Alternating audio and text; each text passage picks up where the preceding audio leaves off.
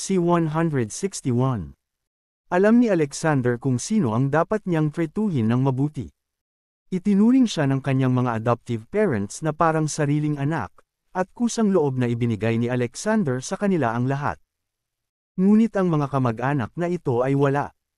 Lumaki bilang anak na ampon ng pamilyang Fuller, madalas siyang tawaging ligaw na bata ng mga taong ito. Ngayong yumaman na siya, lahat sila ay nagnanais na samantalahin siya at kunin siya ng walang kabuluhan. Nang marinig ang mga salita ni Alexander, sina Laurel, Neil at ang iba pa ay nawala ng masabi sa isang sandali. Ang pariralang, hindi karapat-dapat na maging aking mga kamag-anak, ay lubos na nagalit sa kanila. Alexander, masyado kang tumatangkilik pagkatapos mong yumaman. Simula ngayon, hindi na kita pamangkin. Naiinis na sigaw ni Neil, na tila tinatreto niya si Alexander na parang pamangkin noon.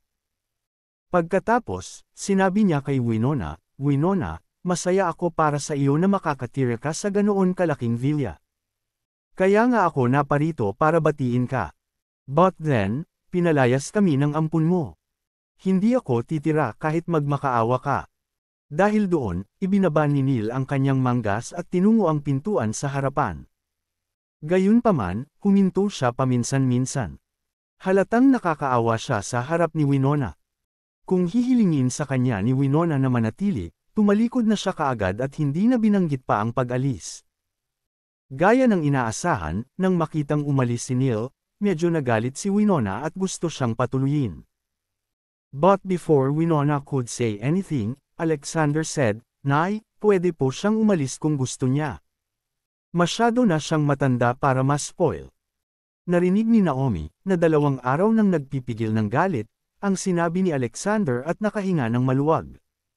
Sinabi niya sa kanyang Neil, "Naaalis na, Tito Neil, lumakad ka sa malayo sa kanan palabas ng pinto at maaari kang kumuha ng taxi doon." Sa sobrang galit ni Neil ay tinapakan niya ang kanyang paa at sinara ang pinto. Ang mga natitirang kamag-anak, nang makitang asar na ang ulo ng pamilya, ay hindi na naglakas loob na manatili sa villa, kaya pinulot nila ang mga bagahe na itinapon ni Diane at umuwi. Biglang tumahimik ang villa. "Sky, buti na lang at nandito ka." Masayang wika ni Naomi. Si Nathaniel at Winona naman ay hindi natuwa. "Maaaring sobra na kayong dalawa this time. Hayaan mo lang sila kung gusto nila. Kaya lang natin itong tiisin." Ngunit ngayon, ang aming relasyon sa pamilyang Fuller ay nag-igting. Nangangatwiran si Naomi, "Masyado kayong walang muwang sina tatay at nanay. Hindi natin palaging hahayaan silang makuha ang kanilang mga paraan. Sa napakaraming taon, marami silang napakinabangan sa ating pamilya dahil mabait kayo ni tatay. Binilinis kay itong villa para sa inyong dalawa, pero hindi pa nga siya nakakagalaw dito. So sino sila para maging mayabang kay Sky?" Nang marinig ang sinabi ni Naomi, naramdaman ni Nathaniel at Winona na may katuturan ang sinabi niya. Kaya ayaw na lang nilang mag-isip masyado. Sa pagkakataong ito, nagkataon na bumaba si Diane mula sa ikalawang palapag at agad na nakuha ang atensyon ni Naomi. "Sky, sino siya?" tanong ni Naomi kay Alexander sa mahinang boses. "Diane Zander ang pangalan niya," natural na sagot ni Alexander. Bago pa makapagsalita si Naomi ay agad na sinalubong ni Winona at Nathaniel si Diane na may kasiglahan. "MS. Diane, ikaw ba ang girlfriend ni Alexander?" "MS. Diane, ang ganda ng pangalan mo. At saka, napakaganda mo." C-162. Hindi nakaimik si Alexander. At si Diane, ang matigas na babae ng North Battlefield, ay namula. "Ginoo. At Mrs. Fuller, subordinate ako ng anak mo." "Walang iba kundi mga subordinate?" tanong ni Winona habang masuyong hinawakan ang kamay ni Diane. Si Alexander, sa takot na malagay sa dilema si Diane, ay nagsabi, "Ma, ano ang iniisip mo? Si Diane ang best assistant ko, at huwag kang mag-alala sa girlfriend ko. Iuuwi ko talaga siya saglit." Hindi nilinaw ni na Alexander at Yulia ang kanilang relasyon. Bukod dito, naging abala si Yulia kamakailan. Sa makatuwid, ang usapin ng pakikipagkita sa mga magulang ni Alexander ay kailangang ipagpaliban. Sa labas ng villa, sa pangunahing kalye, nagtipon si Laurel at ang iba pa upang ipahayag ang kanilang mga hinaing sa matuwid na galit. Bastard, naging napakayabang niya pagkatapos niyang yumaman. Oo, hayaan mo na lang siya. Isang araw, mabibigo siya, at tuturuan ko siya ng leksyon sa oras na iyon. Tama iyan. Wala siyang background kaya madali siyang malugi. Tanging ang mga makapangyarihang tao lamang ang maaaring ituring na maruming mayaman. Nang marinig ang salitang, makapangyarihan, biglang may naalala si Ash. Nay, nabalitaan ko na ilang araw na lang, babalik na si Norman, na may mataas na posisyon sa militar, at magkakaroon ng grand welcome party ang Fuller family. Dahil mahal na mahal ni Uncle Nathaniel si Alexander, tiyak na dadalhin niya ito sa party para magpakitang gilas. Si Alexander ay isang sundalo sa loob ng 6 na taon at hindi man lang nabibigyan ng gantimpala ng isang bituin. Tingnan natin kung maglakas loob siyang maging mayabang sa harap ni Norman, na ilang antas sa itaas niya. Nang marinig ang sinabi ni Ash, biglang nanambalik ang kumpiyansa ni Laurel.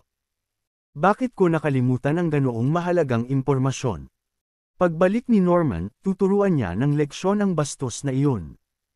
Kailangan nating hayaan si Norman na mag-imbestiga sa pera na kinita ng bastard mula sa hindi kilalang mga mapagkukunan. Kung talagang gumawa siya ng isang bagay na labag sa batas, ito ay magiging kahanga-hanga kung gayon. Ang isang grupo ng mga taong walang kakayahan ay maaari lamang umasa na matutulungan sila ni Norman na maghayganti makalipas ang 3 araw sa piging ng pamilya. Pagkatapos ng tanghalian, pumunta si Naomi sa bagong kumpanyang kanyang pinapasukan. Nanatili si Alexander sa Garden Villa hanggang hapon para makasama ang kanyang mga adoptive parents. Hindi siya umalis kasama si Diane hanggang sa halos wala na sa school si Lola. Sa pasukan ng kindergarten. Tatay, tatay. Nakita ni Lola si Alexander at yamakap ito sa kanyang mga bisig habang tinatawag ito. Nagkaroon ka ba ng magandang araw? Magiliw na hinaplos ni Alexander ang kanyang mga kulot na buhok. Sobrang saya ko, pero miss na kita. Sana makasama ka sa kindergarten. Hinihimas-himas ni Lola ang leeg ni Alexander sa magiliw na paraan. Lola, gusto mo bang sumakay ng malaking kabayo at maupo sa taas? Biglang tanong ni Alexander. Maaari ba akong sumakay sa leeg ni Daddy? Excited na tanong agad ni Lola. Siyempre. Dahil doon, itinaas siya ni Alexander sa kanyang balikat, dahilan para mapabuntong hininga si Lola. Sunduin natin si Mommy sa trabaho. Makalipas ang kalahating oras. Bumungad sina Alexander at Lola sa pintuan ng opisina ni Julia. Sinundot ni Lola ang ulo, sinigawan si Julia at naunang tumakbo. Nakahakbang pa lang si Alexander para sundan si Lola nang may sumigaw. Sky! Lumingon siya at nakita niya si Naomi, na nakasuot ng black striped suit. Napatingin sa kanya si Naomi na nagtataka. Si 163. Naomi. Medyo nagulat si Alexander. Sky, bakit ka pumunta sa company ko? Dahil ba hindi sigurado sina nanay at tatay sa aking bagong trabaho at hiniling na pumunta sa iyo? Upang tingnan ito. Inakbayan ni Naomi si Alexander ng buong pagmamahal. Iniisip ni Alexander kung paano tutugon nang naaangkop kay Naomi nang siya ay ginaw. Nakatitig sa kanya sina Lola at Julia. Hindi naman, naniniwala sina Mama at Papa sa kakayahan mo. I'm here to meet your Ms. Julia. Matapat na wika ni Alexander. Sky, nagkataon lang nakilala mo si Ms. Julia. Ako na ang bagong assistant niya ngayon. Bahagyang nagulat si Naomi ngunit magiliw na sinabi, kung gayon ay hindi ko na kayo iistorbahin. Aalis ako sa trabaho at uuwi. Sige.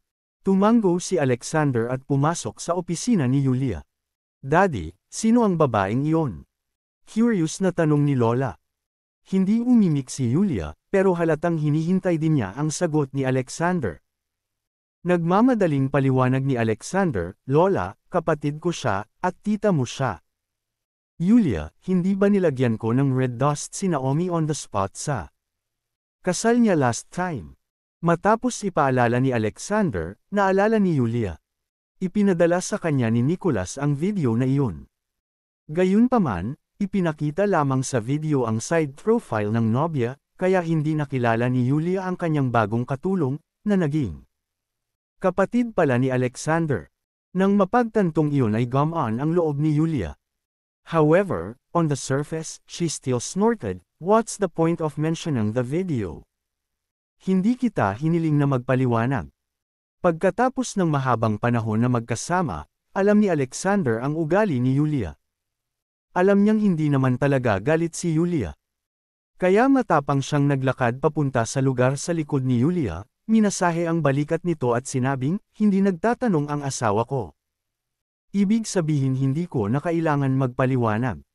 Ang mga lihim ay makakaapekto lamang sa relasyon ng mag-asawa. Nang marinig na itinuring siya ni Alexander bilang kanyang asawa, namula si Yulia at nagpout. "Kailan pa kita naging asawa? Paanong hindi ko alam yun? Huwag mo akong pagsamantalahan." Bagamat mukhang mabangis si Yulia, ang kanyang ngiti ay nagpahayag ng kanyang kaloob-loobang mga iniisip. Nakatingin kay Yulia na may pagmamahal sa mga mata at nakangiti, masaya si Alexander. Ngunit bigla niyang naalala ang isang bagay at sinabing, "Yulia, may gusto akong sabihin sa iyo." "Ano ito?" Mahinang tanong ni Yulia. "Ang aking mga magulang ay nag-aalala tungkol sa aking relasyon sa pag-ibig. Kahapon, nangako ako sa kanila na iuuwi ko agad ang girlfriend ko. Kailan ka libre? Tara puntahan natin sila." Wika ni Alexander. "Kilalanin ang iyong mga magulang." Nang marinig niyang sinabi ni Alexander na iuuwi siya nito para salubungin ang kanyang mga magulang, medyo nakaramdam ng biglaan si Yulia, ngunit naantig siya. Kung ang isang lalaki ay handang isama ka upang makilala ang kanyang mga magulang sa pinakadulo simula ng relasyon, nangangahulugan ito na ang lalaki ay tinatrato kabilang kanyang magiging asawa. "Wow! Lolo ko ba ang tatay ni Daddy? Maaari ko bang makilala ang aking mga lolo't lola ngayon?" Excited na tanong ni Lola. Ang ibang mga bata ay may mga lolo't lola, ngunit si Lola ay wala. At ngayon, sa wakas ay makikilala na ni Lola ang kanyang mga lolo't lola. C-164. Ngumiti si Alexander kay Lola at tumango, "Aba, magulang sila ni Daddy, at syempre lolo't lola mo." Bagamat hindi ko sila biolohikal na mga magulang, tinatrato nila ako ng may pagmamahal. So, sa akin, mas close sila kaysa sa mga biological parents ko. Ang mga sinabi ni Alexander ay isang tugon kay Lola, ngunit ito ay talagang hinarap din kay Yulia. Matagal na nag-isip si Yulia, kahit papaano ay nag-aalinlangan. Hindi naman sa ayaw niyang makilala ang mga magulang ni Alexander. Kaya lang medyo kinakabahan siya. Bukod dito, siya ay isang babaeng walang asawa na may anak. May isip kaya ito ng mga magulang ni Alexander? Nakita ni Alexander ang pag-aalala ni Yulia at ayaw niyang pilitin siyang magdesisyon ng ganoon kabilis. Kaya dali-dali niyang sinabi, "Proposal lang ang ginawa ko. Walang pagmamadali para sa iyo na magdesisyon. Iuuwi na kita kapag handa ka na. Ang aking mga magulang ay mabait at kaibig-ibig, tiyak na hindi hinuhusgahan ng mga tao sa kanilang hitsura. Hindi kanila utol na magkaroon ka ng anak." Nang makita si Alexander na may masamang ngiti sa labi, galit na galit si Yulia kaya binigyan niya ito ng nakakamatay na titig. Sana hindi sila magalit. Sa pagtingin sa inis na si Yulia, hindi napigilan ni Alexander ang tumawa ng malakas. Makalipas ang ilang saglit na pag-uusap, uuwi na sana ang tatlo nang tumunog ang telepono sa mesa. Binuhat ito ni Yulia nang nagmamadali. Bago pa man siya makapagsalita ay nagsalita na ang nasa kabilang linya. Tapos, nawala ang ngiti sa mukha ni Yulia. "Mr. Gutierrez, you can tell me directly kung hindi ka satisfied sa amin. Hindi ba masyadong biglaan ang pagtigil ng kooperasyon?" Sabik na tanong ni Yulia. "Sabihin sa'yo, ikaw ba ay sapat na mabuti? Kilala ko lang si Yvonne sa Karim Fashion." Direktang ibinaba ni Zachary Gutierrez sa kabilang linya ang telepono. Medyo natarante si Yulia. Pagkababa pa lang niya ng phone sa kamay niya, tumunog ulit ito. Matapos makonekta ang telepono, muling tinanggihan si Yulia. Hindi lamang iyon, ang kasalukuyang tunog ay bastos, na nagsasabi na dapat makuha ni Yulia si Ivan kung gusto niyang makipagtulungan ito sa Kerim Fashion. Kaagad pagkatapos, ang pangatlo, ikaapat, ikalimang tawag. Ang 8 magkasunod na magka-partner, na parang pumayag, lahat ay bumaling kay Yulia at hiniling kay Ivan na bumalik sa Kerim Fashion. Si Yulia, na noon pa man ay kalmado at matulungin sa trabaho, ay medyo nabigla ngayon. Ang mga boss na tumawag lang upang wakasan ang pakikipagtulungan ay kasama ang ilang pangunahing mga kliyente sa pagbebenta at 2 iba pang mga supplier ng material para sa kanyang bagong pinopromote na tatak ng pangangalaga sa balat. Para sa bagong tatak na ito, si Yulia ay gumawa ng maraming paghahanda ng maaga at nagsimula na ngayong ilabas ang mga produkto sa mga pangunahing supermarket at department store. Kung nagkaroon ng problema sa supply ng mga hilaw na materyales at ang mga produkto ay hindi na ibigay sa oras, hindi lamang ito makakaapekto sa imahe ng tatak, ngunit isang malaking bilang ng mga liquidated na pinsala ay kailangan ding bayaran sa mga nagbebenta. Ito ay tiyak na isang napaka-fatal na dagok sa kumpanya. Kasabay ng katotohanan na ang ilang mga pangunahing channel ng pagbebenta ng dibisyon ng damit ay bigla ding nag-ambala. Maaaring sabihin na ang Kerim Fashion ay nakatagpo ng mga hindi pa nagagawang kahirapan. Saglit na naduraj ang puso ni Yulia. Nandito ako, huwag kang mag-alala. Binigyan ni Alexander si Yulia ng matamang tingin. Bukas na lang natin pag-usapan. Iuwi muna natin si Lola. Walang magawang tumanggo si Yulia. Alam niyang pagkatapos ng oras ng trabaho, at kahit na manatili siya sa opisina, wala siyang magagawa. Siyempre, alam din niyang may nasuhulan sa 8 partner na iyon para magkasunod na balikan si Yulia. At ang taong ito ay si Ivan. Si 165. Gusto ni Ivan na gamitin ang diskarteng ito para pilitin si Leon na bawiin ang kanyang mga order at ibalik siya bilang chairman ng Kerim Fashion. Natural na mahulaan ito ni Alexander. Ngunit, hindi tulad ni Yulia, hindi niya ito pinag-isipan. Kung tutuusin, ang maliit na pakulo ni Ivan ay hindi sapat para kumilos siya. Maghintay ka lang. Ngumisi si Alexander sa kanyang isipan. Pagkauwi nilang tatlo para maghapunan, sinama ni Yulia si Lola para makipaglaro sa Lego samantalang si Alexander naman ay may gagawin at lumabas. Pagsakay sa jeep, tinanong ni Alexander si Diane, naimbestigahan mo na ba ang mga taong hiniling kong suriin mo? Oo, boss. At ginawa ko na ang pag-aayos sa Booty Cafe sa Flatty Road gaya ng itinuro mo. Iniulat ni Diane. Tumango si Alexander sa backseat.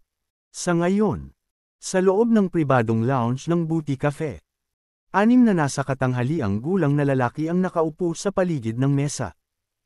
Biglang bumukas ang pinto ng private lounge, at pumasok ang isa pang medyo may edad na Mr. Gutierrez, bakit nandito ka rin? Bulalas ng isang tao. Hindi malaki ang Cloudtopia, at mas maliit pa ang industriya ng fashion. Kaya magkakilala ang lahat. Ang huling dumating ay pinangalanang Zachary Gutierrez. Nang marinig ni Zachary na may tumawag sa kanya, tumigil siya at bumati, Mr. O'Brien, Mr. Schneider, Mr. Smith. Nakuha rin ba ninyo ang mahiwagang tawag sa telepono? Ngumiti ng mapait si O'Brien at ang iba pa. Oo. Sinabi ng kabilang partido na ang aming presensya ay magdedetermina ng kinabukasan ng aming mga kumpanya. Kaya kami pumupunta kasi ayaw naming mag-take ng risk. Bukod dito, kahit na ito ay isang bitag, lahat tayo ay maaaring labanan ang kabilang partido ng magkasama. Kung maglakas loob siyang lokohin tayo, hahayaan ko siyang magbayad. Isang grupo ng mga tao ang naglalabas ng kanilang kawalang kasiyahan sa pamamagitan ng mga salita. Hindi umimik si Zachary, ngunit mayat maya'y kumikinang ang kanyang mga mata ng makabuluhang liwanag.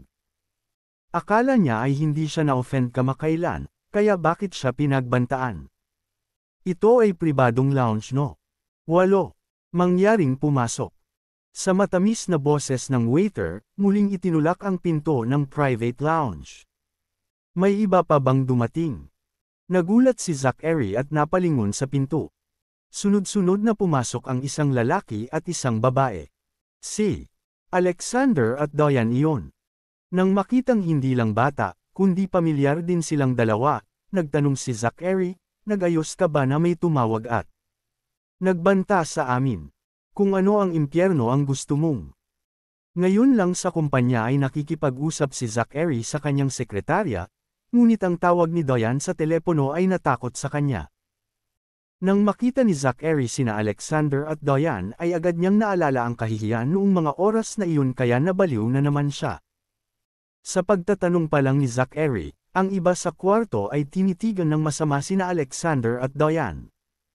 "Kayo lang, kaya niyo bang mabangkarote ang mga kumpanya natin? Sinusubukan mo bang bitag kami? Nililigawan mo si kamatayan. Nililigawan si kamatayan."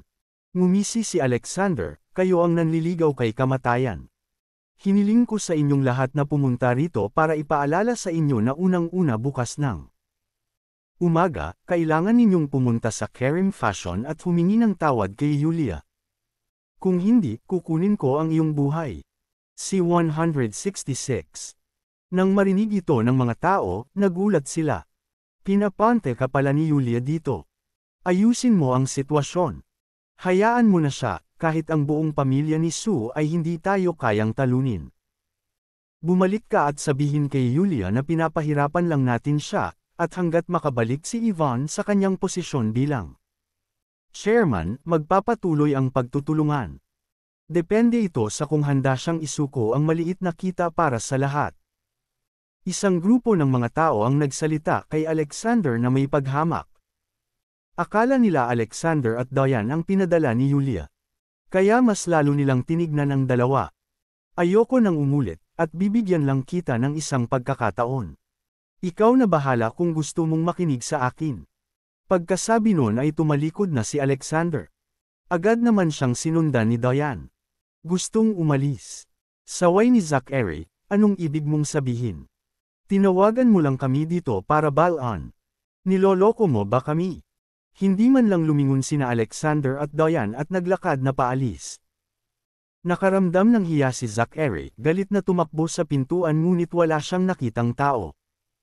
Iyon lang ang kayang gawin ng asong iyon. Malamig na senggal ni Zachary. Kinabukasan. Madaling araw, nakatanggap ng tawag si Alexander mula kay Ingram. Sa sandaling sinagot ang tawag, mapilit na sinabi ni Ingram sa kabilang dulo, "Nako, Alexander, may problema." "Anong mali?" Kumunat ang noo ni Alexander. Parang nakatayo si Ingram sa isang napakaingay na lugar. "Sa labas ng bahay ko, may mga baliw na fans ni Jerry na nakatayo, nagmumura ng mga poster. Pinaghihinalaan ko na hinukay nila ang lahat ng aking impormasyon online. Ngayon pa lang ay binuksan ko na ang pinto para maghanda sa pagpasok sa trabaho, nontog lang ang ulo ko ng ilang beses, tapos ngayon. Takot na ang pamilya ko na lumabas. Pakiramdam ko ay parami ng parami ang mga taong nagkukumpulan sa labas ng aking bahay. Natatakot akong pasukin nila ang bahay ko. Alexander, ano sa tingin mo ang dapat kong gawin?" Si Ingram sa kabilang linya ay parang maiyak. Nanlamig ang mga mata ni Alexander, at agad niyang sinabi, "Ipadala mo sa akin ang address ng bahay mo, at pupunta ako doon ngayon." Akala ni Alexander ay natapos na ang usapin ni Jerry sa Toronto restaurant. Hindi niya inaasahan na patuloy na nagdudulot ng gulo ang mga fans ni Jerry. Sa Hillside neighborhood, puno ng tao ang hallway ng ikalawang unit ng ikatlong gusali. Ang karamihan sa mga taong ito ay 19 na taong gulang na mga batang babae na may hindi magandang kalidad ng make-up sa kanilang mga mukha, hawak ang mga tagahanga at mga poster ni Jerry, at sumisigaw sa emosyonal na paraan. "Ingram, kung hindi ka lalabas, kakatok tayo sa pinto. Ngayon natatakot ka at nagtago. The day before yesterday sa Toronto restaurant, hindi ka ba bully? Nabiktima kayo ni Alexander ni Jerry. Dapat mong bayaran sa kanya ang lahat ng pinsala. Kailangan mo ring pumunta sa ospital at humingi ng tawad sa kanya." Bilasan mo at lumabas ka. Hindi mo ba nakikita na ang mga taong nakatira sa unit na ito ay hindi makalabas dahil sa iyo? Limitado ang ating pasensya. Kung magtatagal ka pa, mamamatay kami kasama mo at ng pamilya mo. Takot na takot ang mga taong nakatira sa gusaling ito. Masyadong baliw ang mga fans na ito. Para silang mga kulto na nawala sa riles. Sa sandaling ito, hindi kalayuan sa ikatlong gusali sa parking space, isang lalaki at isang babae ang nakaupo sa isang itim na Audi. Ito ay ang CEO ng Star Entertainment, Truman, at Melinda, na pinagbawalan ni Alexander. C-167. Ang mga tagahanga na ito ay madaling matrigger. Matagumpay nang umiti si Truman habang nakatingin sa ikatlong gusali, na napapalibutan ng maraming tao. By the way, naimbestigahan mo na ba ang personal information ni Alexander? Siya ang pangunahing punto. Hindi na ako makapaghintay na makita siyang napapalibutan at inaatake ng daan-daan o libu-libong tao. Labis na kinasusuklaman ni Truman si Alexander. Hindi makakalimutan ni Truman ang kahihiyang dinanas niya noong araw na iyon sa dressing room. Dapat niyang bayaran si Alexander. Hindi na hinintay na magsalita si Melinda, kinuha ni Truman ang kanyang cellphone at nag-dial ng numero.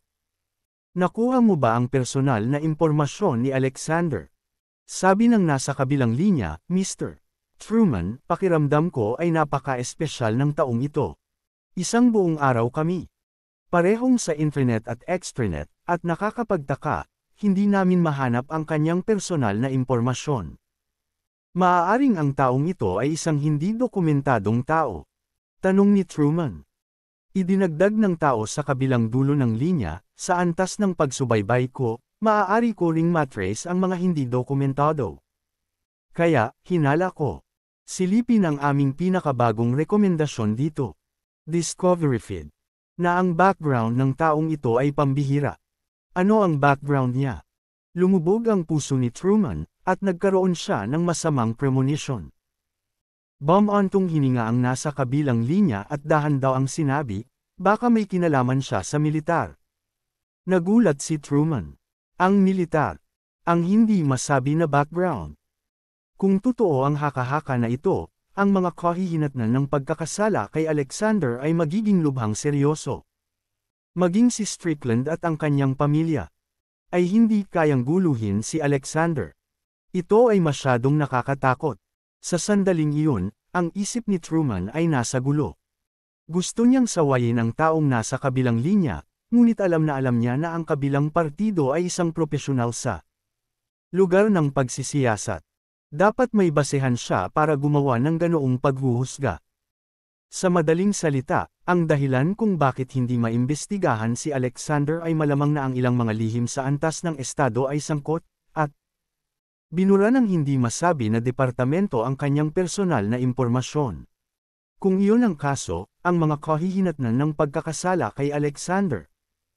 Hindi na naglakas loob na isipin pa ito ni Truman. Habang nagkakamot ng ulo at nagpapanik, biglang bumulala si Melinda sa tabi niya, Mr. Truman, hindi ba Alexander iyon? Lumingon si Truman upang tumingin sa direksyon ng tunog. Nakita niyang pumasok si Alexander mula sa entrance ng neighborhood. Isang magandang babae ang sinundan niya, walang iba kundi si Diane. Sobrang bugbog si Ingram kaya hindi na siya naglakas loob na lumabas ng kanyang bahay, at ang hanggal na ito ay nang ahas na lumapit. Nililigawan lang niya si kamatayan. Ang mga baliw na fans na yan ay nag-aalburuto. Kapag nakalapit na siya, hindi ba nila hihiwalayin siya sa kamay? Sabi ni Melinda na puno ng mali siya ang mga mata. Ang pag-iisip na putulin ni Alexander ang kanyang karera ay nagdulot sa kanya na gusto siyang punitin. Nang makitang aatake na si Alexander, hindi na niya hinintay na mangyari iyon. At si Truman, nang makita ang figure ni Alexander, halu-halong damdamin ang naramdaman niya. Matalim ang mga mata ni Alexander kaya natural niyang nakita ang dalawa sa loob ng sasakyan. Ngunit wala na siyang oras para pansinin ang mga ito at dumiretso na siya sa ikatlong gusali. Alexander. Siya ang nagpabiye sa mga mabangis na aso na kumagat kay Jerry. Napansin ng mga tao si Alexander at sumigaw. Galit na tumingin ang lahat kay Alexander. Gusto nilang punitan si Alexander. Ngunit hindi natatakot si Alexander sa kanila at malamig na sinabi, "Buzz off." C-168. Dinala ni Alexander si Diane at hinarap ang grupo ng daan-daang tao.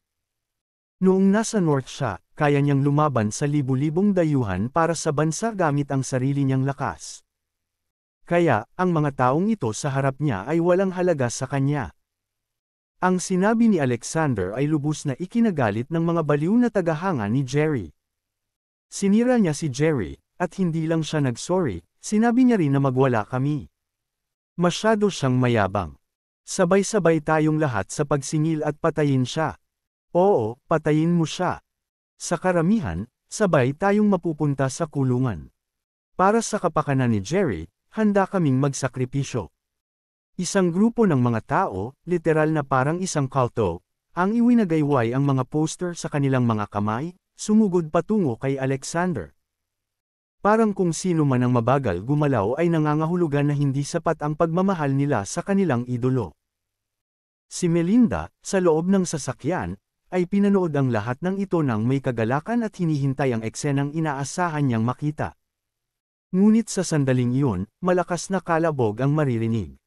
Ang lahat ng mga baliw na tagahanga ay nakatayo pa rin sa takot. Ano ang narinig nila? Ngayon lang, parang putok ng baril.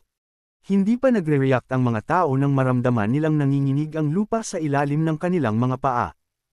Parang may tumatakbong tropa ng mga kabayo papunta dito. Ano ang sitwasyon? Si Truman at Melinda na nasa loob ng sasakyan ay tumingin-tingin sa paligid sa gulat ng mas malinaw nilang naramdaman ang pagyanig. Ang susunod na sandali. Nagsikip ang mga mag-aaral ni Truman. 12-dosenang malalaking truck ng militar na kulay berde ang nagmaneho papunta sa kapitbahayan, sunod-sunod. Hindi pa humihinto ang mga truck nang tumalon mula sa mga sasakyan ng isang grupo ng mga sundalong naka-uniforme. May mga baril na bakal sa kanilang mga kamay, mabigat silang armado. Daan-daan sila. Ang pinuno ay isang nasa katanghaliang gulang na lalaki na may maitim na balat at matipunong pangangatawan. May hawak na sniper rifle ang lalaki na may puting usok na lumalabas sa bibig. Obviously, ang biglaang shot na iyon ngayon lang ang babala niya sa mga baliw na fans na iyon.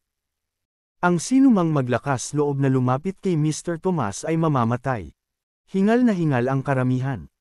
Si Melinda, sa loob ng sasakyan, sa sobrang takot ay napabuntong hininga rin siya. Namutla din ang mukha ni Truman. Ang kanyang naunang haka-haka ay nakumpirma kaagad. Hindi na siya naglakas loob na saktan si Alexander. Ginoo. Bato. Tinawag ng sundalong iyon si Alexander bilang Mr. Tomas. Sinabi ba ni Alexander sa tropa dito? Sa maliit na Cloudtopia, si Alexander ay dapat na napakalakas upang turuan ang daan-daang kargadong mga sundalo sa napakaikling panahon. Tama ang investigador na iyon. Protektado ang pagkakakilanlan ni Alexander. Talagang nasaktan ni Truman ang isang tao na may nakakatakot na background. At sinubukan din ni Truman na imbestigahan si Alexander at inuudyukan ang mga baliw na fans na iyon na harapin siya. Nadama ni Truman na siya ay bata at katawa-tawa. Katulad din siya ng mga baliw na fan. Bilis, kailangan na nating umalis agad. Sa sandaling iyon, pinunasan ni Truman ang malamig na pawis sa kanyang noo at nagsalita sa nanginginig na boses. Pagpasok pa lang ni Alexander ay tila sinulyapan niya sina Truman at Melinda. Noong panahong iyon, walang iniisip si Truman tungkol dito, ngunit sa pag-iisip ngayon, ang sulyap na iyon ay nagbigay ng panginginig kay Truman. Kaya dapat tumakas agad si Truman sa eksena. Kung hindi, sa kapangyarihan ni Alexander, makikita ni Alexander na si Truman ang may kasalanan sa loob ng ilang minuto. Kung nangyari iyon, matatapos na si Truman.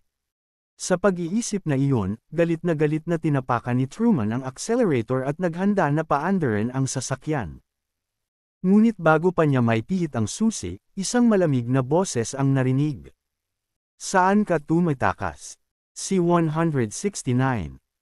Tumangala si Truman, at sa kanya lang napagtanto na ang Audi ay napapaligiran na ng mga armadong sundalo. Wala nang paraan para makatakas pa siya. Tapos na. Napapikit si Truman sa kawalan ng pag-asa at naupo sa driver's seat. At ang mga baliw na tagahanga sa hallway ng ikatlong gusali ay natakot sa putok noong una. Pero hindi nagtagal, naging mayabang na naman sila. Ang yabang mo, Alexander. Nahulaan namin na mayroon kang ilang koneksyon sa departamento ng pulisya. Nasugatan mo si Jerry, at hindi kami matatakot sa iyo. Sa sikat ng araw, hindi ako naniniwala na sila ay maglakas loob na bumaril ng isang tao. Lahat, charge. Huwag kayong magpapaloko sa kanya, baka pagtawanan tayo ng mga fans ng ibang celebrities. Ang mga 19 na taong gulang na batang babae ay ang nag-iisang anak na babae sa bahay. Kaya sila ay spoiled. Akala nila tinatakot sila ni Alexander. Maya-maya lang, mabilis na sumugod ang isang maikli at mabilog na babae na nakasuot ng black framed na salamin papunta kay Alexander. Nang makalapit siya kay Alexander, itinaas niya ang puting bote sa kanyang kamay at itinutok yun sa mga mata ni Alexander. Bang! Bago pa man makita ng mga tao ang nangyari, umalangaw ang nakakakilabot na putok ng baril. Namutla ang mukha ng pandak at chubby na babae, at napasigaw siya sa matinding paghihirap. Naging duguan ang nakataas niyang kamay. Ang puting spray bottle ay nahulog sa lupa, at sa mas malapit na pagsisiyasat, ito ay isang mace spray. Na baril talaga sila. Ang iba ay natakot at hindi makapaniwala. Hindi ka ba natatakot na may mamatay? Isang batang babae ang may lakas ng loob na tanungin ang bumaril. Ang kabilang partido ay hindi uminik, ngunit sa halip, siya ay nagkarga ng kanyang mga bala at handa na muling hampasin. Doon lang na-realize ng mga baliw na fans na hindi sila binibiro ni Alexander. Daan-daang mga sundalo na puno ng mga baril ay hindi para sa palabas. Siyempre, ang ilang mga baliw na tagahanga ay hindi pa gustong magsumite. Lalo na ang isa sa mga babaeng nag-aral ng abogasya ng mag-isa.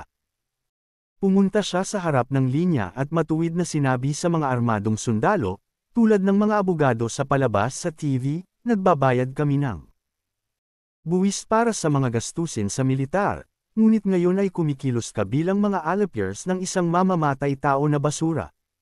Karapat-dapat ka ba sa mga karapatan na inilagay ng mga tao sa iyong mga kamay?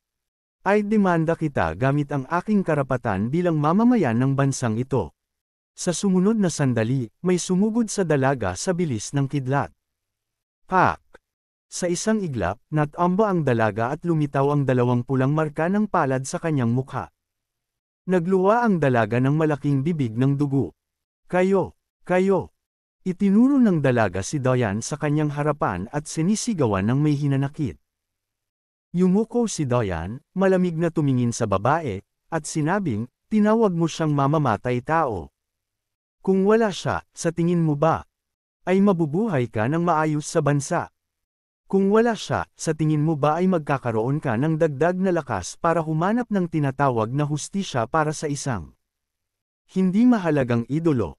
C-170. Sinabi mo na ikaw ay isang nagbabayad ng buwis at isang may hawak ng karapatang sibil. Sa tingin mo ba ganyan kakagaling? Ang kontribusyon mo ba ay kasing ganda ng 10,000 niya?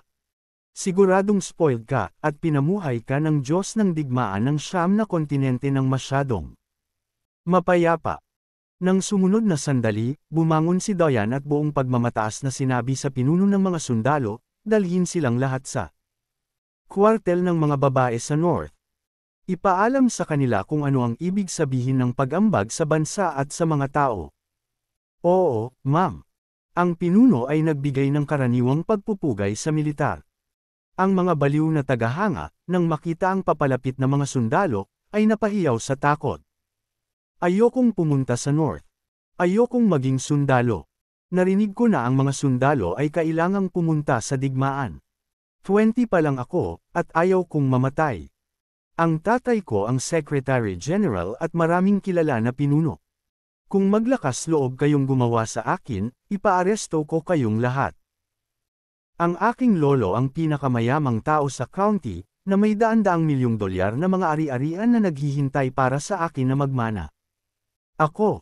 Talagang hindi maaaring pumunta sa digmaan. Ang ilang mga batang babae ay nagsalita na may luha sa dulo. Ramdam na ramdam nila ang takot sa mga sandaling ito. Sa kasamaang palad, huli na. Bumaba ang mukha ni Alexander, at tumanggaw siya sa mga sundalo, senyales na gawin nila ang sinabi ni Diane. Ang mga sundalo, nang walang pag-aalinlangan, ay inihagis ang lahat ng mga baliw na tagahanga sa truck at hindi nagtagal ay umalis.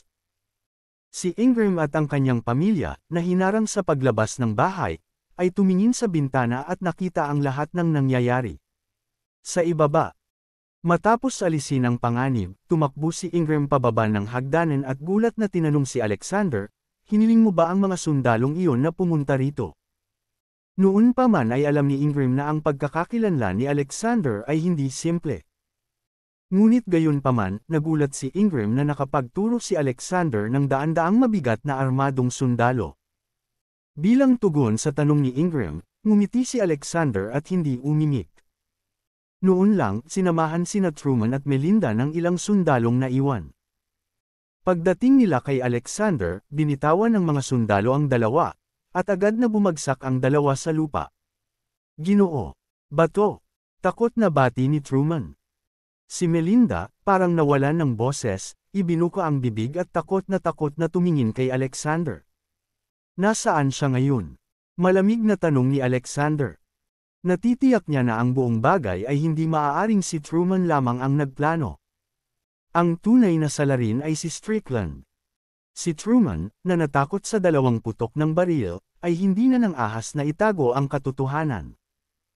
Sa sandaling magtanong si Alexander, agad na umamin si Truman, sinabi ni Strickland na pupunta siya sa Babylon ngayon, at mayroong isang high-profile na pribadong pagtikim ng alak doon ngayong hapon. Inimbitahan din ang kaklase mong si Valerie. Tumango si Alexander at saka sinabi sa mga sundalo, "Ayokong makita itong dalawa sa Cloudtopia." Naiintindihan.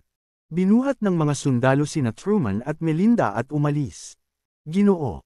Tomas, saan mo kami pinapunta? Ayaw naming pumunta sa battlefield." Nanginginig sina Truman at Melinda. Gayunpaman, hindi sila binigyan ng mga dumadagandong na sundalo ng pagkakataong humingi ng awa. "Ingram, pumunta ka sa ospital kay Dela na may sugat sa mukha. Pupunta ako sa Babylon para makilala ang lalaking iyon na tinatawag na Strickland." Kinausap ni Alexander si Ingram.